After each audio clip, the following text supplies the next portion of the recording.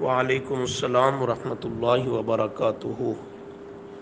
آپ نے سوال کیا ہے کہ ہم جب قبرستان میں جاتے ہیں تو السلام علیکم یا اہل القبور کہتے ہیں، تو اس سے اگر یہ کہا جائے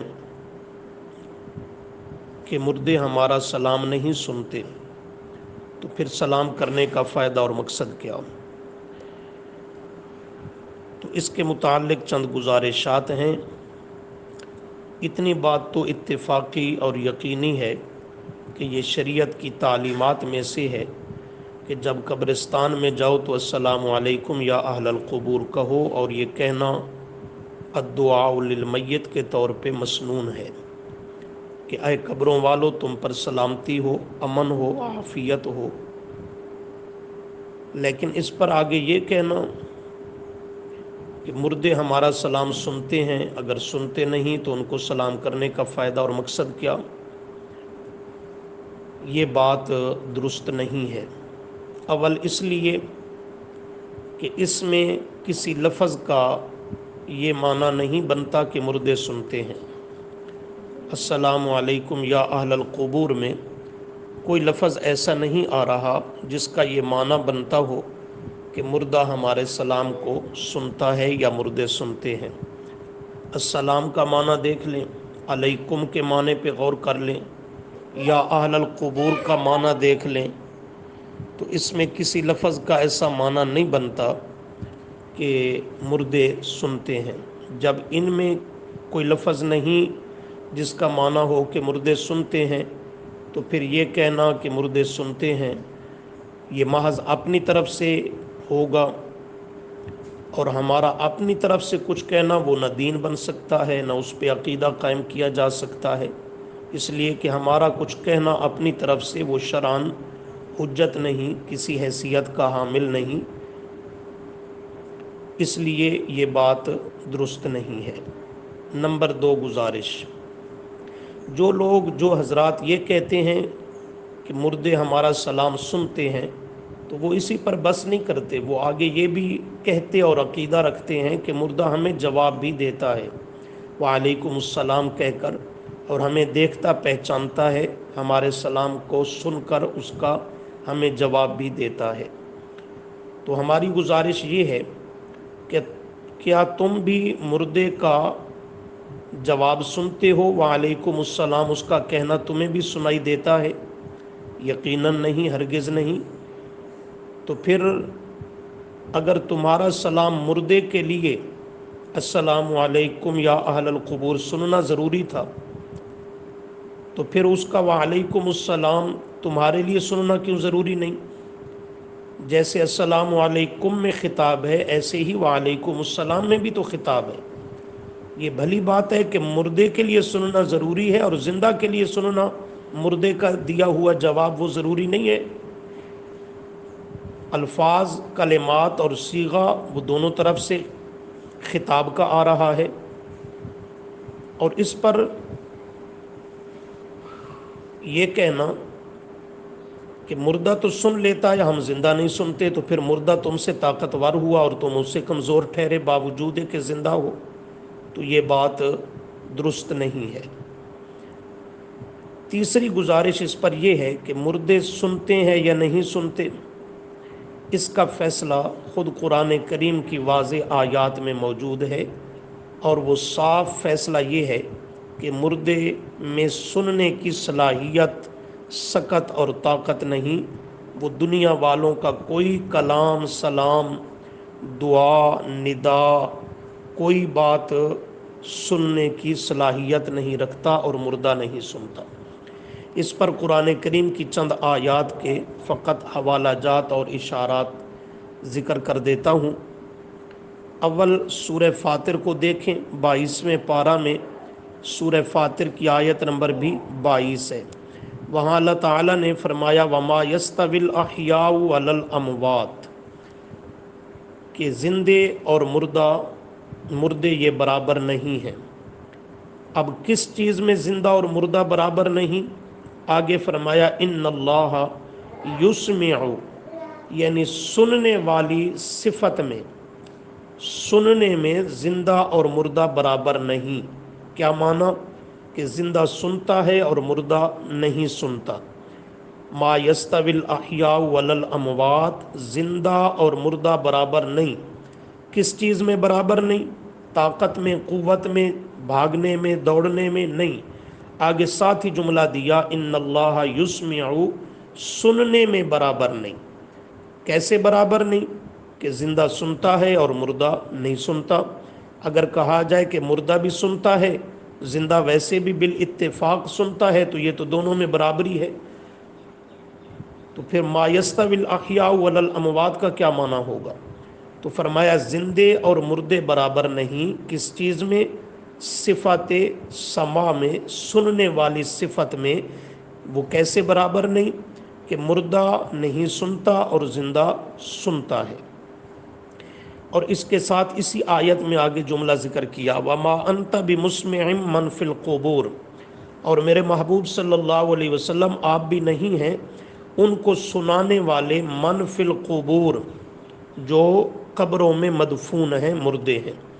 اس کے ساتھ سورہ الروم 21واں پارہ، سورۃ الروم کی آیت نمبر 52 اور سورۃ النمل کی آیت نمبر 80 20واں پارہ، ان دو آیتوں کا مضمون ایک ہی آ رہا ہے، اِنَّكَ لَا تُسْمِعُ الْمَوْتَى فَإِنَّكَ لَا تُسْمِعُ الْمَوْتَى۔ ان آیتوں کا معنی ام المؤمنین سیدہ عائشہ صدیقہ رضی اللہ عنہا سے بخاری و مسلم میں موجود ہے، جس کا حاصل یہ ہے کہ فرماتی ہیں ان آیتوں کا معنی اور تفسیر یہ ہے کہ کوئی مردہ دنیا والوں کا کوئی کلام سلام وغیرہ کچھ نہیں سنتا، اور مردے کے نہ سننے پر یہ قرآن کریم کی واضح آیات موجود ہیں۔ اسی طرح سورہ فاطر ہی کی آیت نمبر 14 دیکھیے، ان تدعوہم لا یسمعوا دعاءکم، اگر تم ان کو پکارو بھی صحیح تو وہ تمہاری دعاؤں اور پکاروں کو نہیں سنتے۔ اسی طرح 26ویں پارہ کو دیکھیں، سورۃ الاحقاف کی آیت نمبر 5 اور 6، سورہ یونس کی آیت نمبر 28 اور 29، 11ویں پارہ میں سورۃ الانعام کی آیت نمبر 36، 7ویں پارہ میں وغیرہ۔ تو ان تمام آیات کا مضمون واضح ہے کہ کوئی مردہ دنیا والوں کا کوئی کلام سلام وغیرہ کچھ بھی سننے کی صلاحیت اور سکت نہیں رکھتا۔ تو مردوں کے نہ سننے کا مسئلہ تو قرآن کریم کی 20 آیات سے اظہر من الشمس ہے، روز روشن سے بھی زیادہ واضح اور ظاہر ہے۔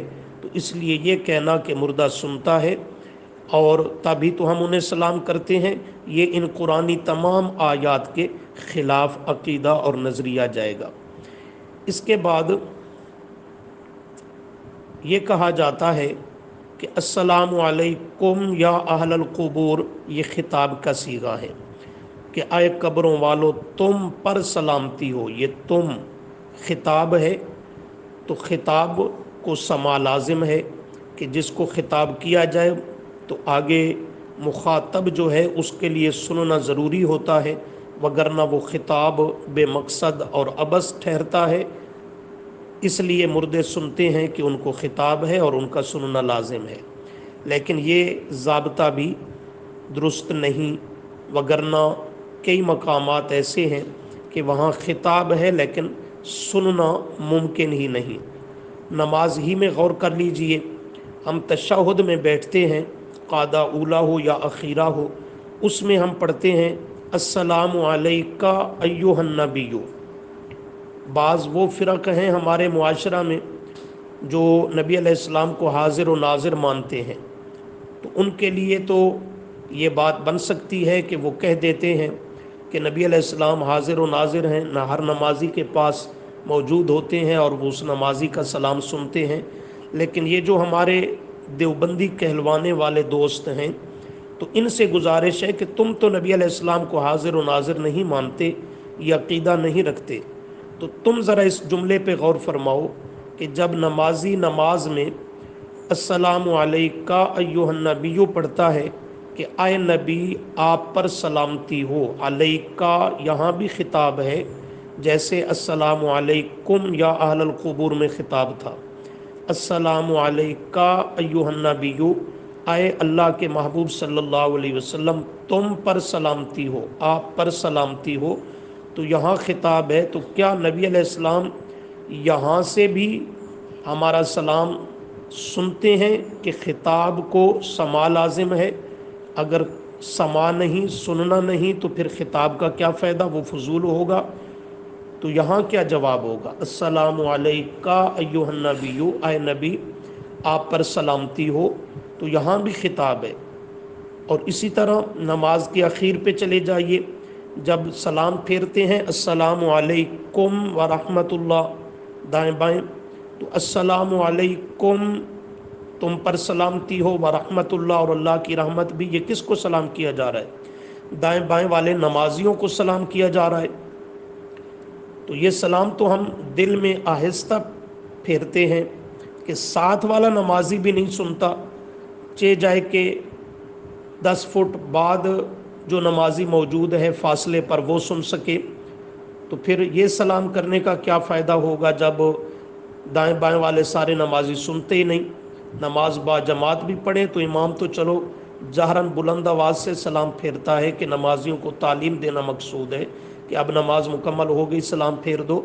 लेकिन आप जो मुक्तदी हजरात होते हैं तो वो तो पीछे सलाम फेरते हैं, अस्सलामु अलैकुम व रहमतुल्लाह कहते हैं, तो आहिस्ता कहते हैं दिल ही में कि साथ वाला नमाजी भी नहीं सुन सकता, तो दूर वाले नमाजी कैसे सुनेंगे? जब वो सुनते नहीं दूर वाले नमाजी, तो फिर ये सलामु अलैकुम उन्हें कहने का क्या फ़ायदा और क्या मकसद होगा? यहाँ भी वही अस्सलामु अलैकुम है जो अस्सलामु अलैकुम या अहलल कुबूर में है, वही अल्फाज हैं, वही खिताब का सीगा है। तो फिर इसका क्या जवाब होगा? इससे ये बात वाज़ेह होती है खिताब के लिए समा ज़रूरी नहीं है।